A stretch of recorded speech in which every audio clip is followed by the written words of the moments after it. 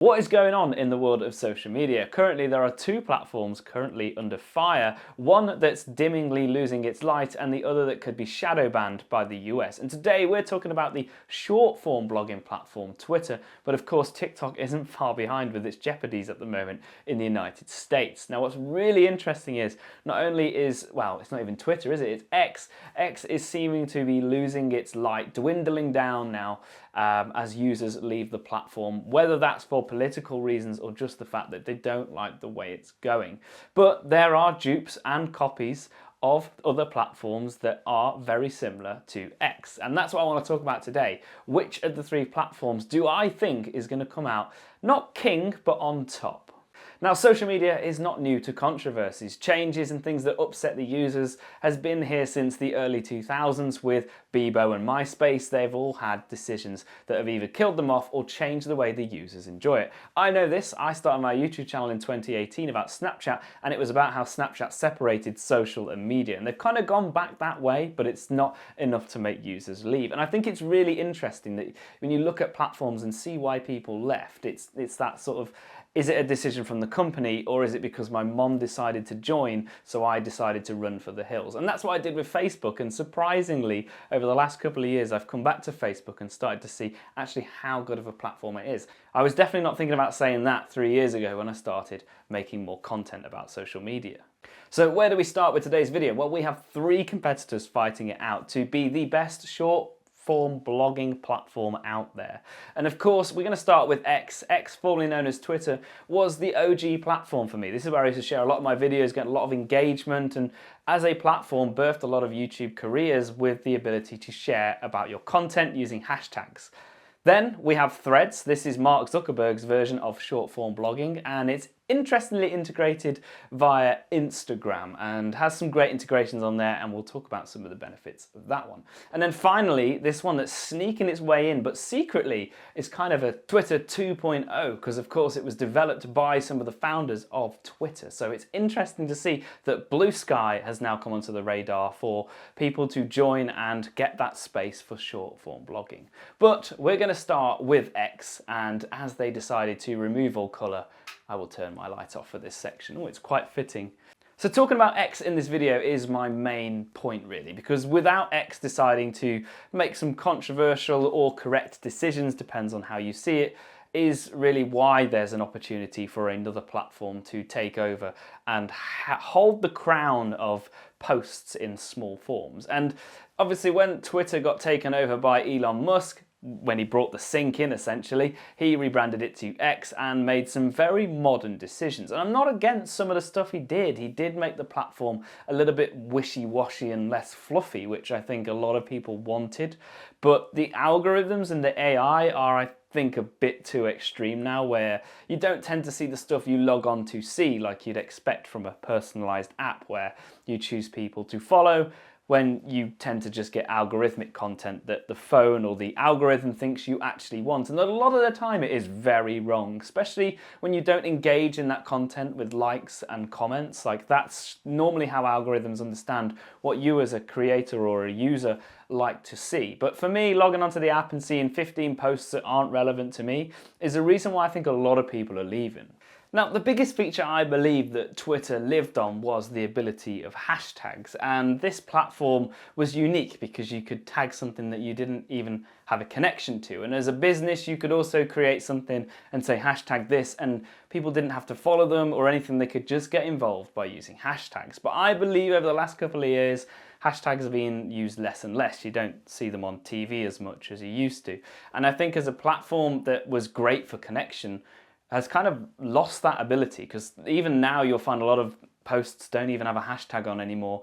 And I think that was one of the biggest things going for the platform, was its uniqueness to use a tool that no one else really did. And my last point on X is to talk about when Elon desensitized the platform, it gave more freedom of speech. People could post online what they couldn't before without it being taken down or moderated, which is really interesting. But the content we started to see just got a bit strange, and obviously there was gore and things that you wouldn't normally see on a day-to-day basis that people don't need to see. I get that it's real life, but it's not necessarily what you want to see when you wake up in the morning on your feed. And then the other side is also the unpersonalized content that we were getting. I live in England, we have no ability to vote in the American election, but my feed made it feel like I did, and my vote was necessary because the content I was seeing was literally just from that. And I think that the algorithm and the AI has just gone a bit too far to not understand as a user what we actually want, and it is really interesting. But I'm not shunning X, it's just in an interesting place. I think it's not growing, but it is. It's kind of like there's some things that are going well for it and some that aren't. And I would say that AI is that 2024 or now 2025 spin on how a social media platform should work. But the question is, are people still watching or viewing content like you would on Twitter, or are they moving to more the short form content? So, and that's where I come into my next platforms, and I will turn my light back on now to talk about Threads. And I was a bit optimistic at Threads first. This was, of course, Mark Zuckerberg's take on a version of short form, I don't want to say Twitter, but a version of short form text. I do like the integration though. I think that this platform has a lot going for it. Now, when you review social media or talk about it, you get a lot of requests via messages. And one of them last year was to review Threads. And I tried it out, but didn't really see why. Why do we need another platform? But did Zuckerberg know with Elon taking it over and the plans he had would flatline the short blogging space? And I think this is where it's now starting to pay dividends with the fact that people are signing up. The integration with Meta, I think, is just great. I think it's a platform that didn't need to exist, but it's warmly welcome now because actually it integrates with Instagram and Facebook surprisingly well. I can see sometimes some thread posts on Facebook and I tap onto that and it opens the app and I'm carrying on. And it does feel very similar to what I loved about Twitter, that experience of personalized content. As a big fan of Formula One, as someone who's quite introverted, digging deep on a subject is what I enjoy, and people posting about it is something I respect as well. And the feel I've got from using it for about 4 to 5 months in and out of the F1 season as well, I feel like it is ticking the boxes of what I miss from Twitter now a lot of the content creators have gone. I think for Threads, what makes it quite that appealing app is it feels youthful, it feels nice, and it feels exactly what we want from a text-based platform. There's still the ability to watch short videos and enjoy the content that's on there, but I feel like it is picking up. And it's also got the ability to do what was very similar by reposting and quoting it and really giving it that feel. So I'm, definitely a big one for this. I want to use it more often. And I think the ability to post something on Instagram, which is, something I enjoy doing, and being able to also post it in the same way, but in a different format to reshare the content, I think it's a good move. And that's what I mean. This platform, if it can get it off the ground and, become the king of the platforms, then the integration is going to be really key. And I can see a lot of people using it, and even ones that aren't into social media as much as I am. So now we come to the point of BlueSky. Now, BlueSky is really interesting to me. Just the fact that this exists and it's kind of like a secret project just kind of like tickles my fancy to see where it's actually going to stand up in comparison to the two platforms. Now, BlueSky was apparently a secret project that was designed to be more of a 2.0 that was going to integrate very similar to what Threads want to do with like Instagram and Facebook, to basically have one account. And to be honest, the look and feel of BlueSky, I'll actually stick a picture up here, it's just very much Twitter before it got taken over by Elon. My biggest question is whether platforms of short form blogging actually are cool anymore. Is that the best phrase to use? Because I think, we've moved past that now. It's very 2010 to 2020. That's the peak of Twitter. And to be honest, I feel like people have moved away from that and started to create content in a different way. A lot more companies are now creating even TikTok-like style videos or short form video for their pages to really get the story out there. There's a lot more, obviously, content creation in the world, so there are more creators to create that type of content. Less writing, more viewing, and they're trying to integrate themselves into feeds. The more they make more TikTok-like videos, the more they're less advertising and more just getting out there as a brand. And I just think that we might have moved past text-based. There's still a platform for it, but how many of you now go and check on your local bank's Twitter to see what they're doing and what they're tweeting about? Now, if BlueSky can pick up where Twitter sort of left off in late 2020, they are going to be running into the lead. This platform would be absolutely brilliant. It's got the look and feel of what everybody loved back then, the ability to find tweets and posts that are relative to them and have a laugh at what you can find online. This platform will run miles ahead. And the biggest difference really is the logo. The bluebird is out of a job, we've now got a butterfly, and that's the biggest difference I can say. But whether it's just going to be people that migrated from X to a new platform who are trying to start out on here, or whether businesses are going to see this as a big uptake is going to be the next interesting question that we're going to have over the next 6 months to a year to find out. And we will be able to do it via data and downloads. Via the App Store, we can see what people are downloading and using, and seeing where media sources on the television and websites refer to from like official content as well, which is that interesting one. And I'm just questioning, as content creators, are we using these platforms as much anymore with the power of algorithms and the engagement from likes and shares on videos and photos?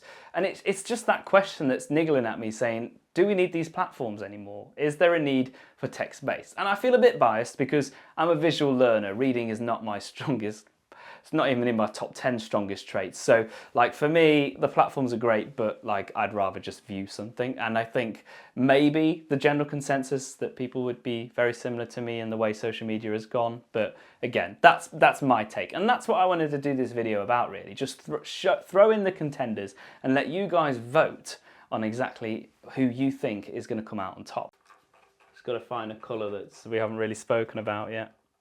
Orange. Now, following social media over the last couple of years has been an absolute brilliant journey for me. I've seen platforms die off and then come back up, and you kind of see the circle nature of a mistake in a platform and then a victory from a platform. And that's what I'm hoping X can kind of do, prove to everybody you don't need another platform, we're here. And it'll be interesting to see where it goes. And circles, we all enjoy our platforms in different ways. Snapchat's had its hits and then it's been one of the most popular platforms.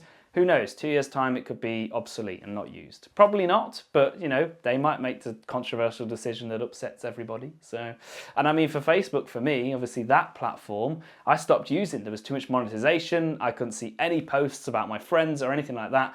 And that's what the Facebook was all about for me. But now there's Marketplace and I feel like I barely see any ads or even company pages. I feel like it's got that feel back. So the circles do come round and it is interesting to see what platforms do. Now, social media platforms have evolved since the very beginning and we now have content creators. And the biggest confusion I would say is the fact that the followers don't mean anything as much anymore, which is kind of a good thing, but also really weird from a social media perspective, because 100,000 followers on YouTube or subscribers on YouTube is this big thing. You've put your life and soul into this channel and you've built up a massive fan base. You do that on TikTok and people are saying, oh, you're just getting started. Like, it's just the way that we perceive followers on different platforms, just very strange at the moment. And not that it should ever be about the followers, and you should always do a content about your passion, because it really does fuel what you can create and the quality. And you get the quality and the fueling right, and well, it doesn't matter how many followers you are because people will watch your videos. But my friends, that is a question for another video. Let us know in the comment section below which platform you think is going to come out into the lead and what features make it stand out the most, or what features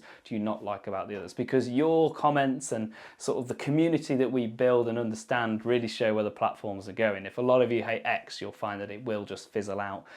Might even disappear like Vine or even Be Real, because they've all had their journeys and it is interesting. And someone who's rode Snapchat's train since 2013 and seen the peaks and troughs on that, it is a horrible place to be when people hate the platform and you're trying to back it. 2018 and 2021, I would say, was Snapchat's hardest years from, creating content and seeing where the platforms are going.